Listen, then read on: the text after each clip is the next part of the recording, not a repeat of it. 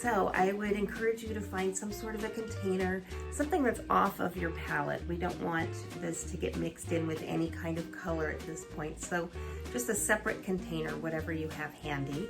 And I'm going to put in maybe about 1/4 of a cup is probably what I'm going to be using on this. I usually get it wrong. I usually end up using more than I think I'm going to use, but I like to try to start out slow, you know, so that I'm not wasting anything. And we can start here with just a larger flat brush, and all you do is paint this liquid onto every bit of this canvas. And I just got really drippy there, and that's okay because we just come through and we smooth it out. So I used this brush just to show you that you can use a smaller brush like this, like probably the largest brush that you have in your paintbrush set. That's probably a good one to go to.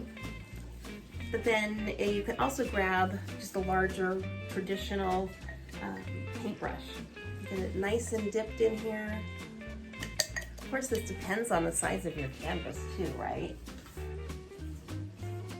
And I do the sides, but I like using a larger brush because you just get to cover more territory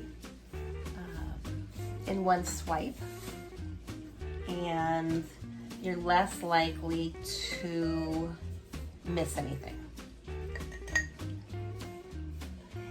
And just a word of advice as you are putting on your sealant, your varnish, if you choose to, you don't even have to. It's totally fine not to. But if this is something that you choose to do, I would recommend not going back and forth over and over and over while your varnish is wet, just because it can kind of start to wake up the paint a little bit, or the ink, if you've used any inks. So we just want to gently get it on here without spreading too much, because we don't want to disrupt any of what we've got down here. Easy peasy. I'm going to get all 4 sides.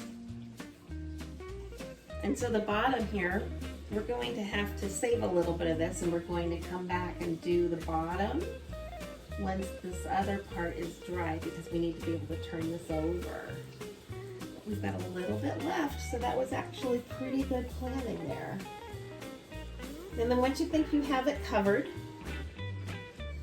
go back over, kind of look at it from an angle. You know, you can kind of see where the sun might be hitting it or not hitting it. It's like when you can kind of see a dirty spot on the counter, a spot that you've missed. That's kind of what we want to look for here. And the other thing you want to look for are drips, and that's pretty important. So this is kind of smoothing out a little bit at the very end, just to make sure you don't have a little pocket of excess varnish, because if it starts to drip and then you don't see it and you leave it there, you're going to have this weird blobby, it's going to look exactly like a drip. And it's something you could come over with paint, you know, to make it part of the topography, but as a clear coat, that drip is just going to look like a drip that was a mistake. So let's get a little cleaned up here. So that's looking good. I'm going to let this dry, and once it's dry, I'm just going to flip this and get this other little side right here covered in the varnish. Save a little bit here. So I'll just take a few minutes. I'll actually probably take it out into the sun. That always helps it dry sooner. And then I'll get that finished, and then we're all done. All right. Enjoy your painting. Tons and tons of love to you, my friend.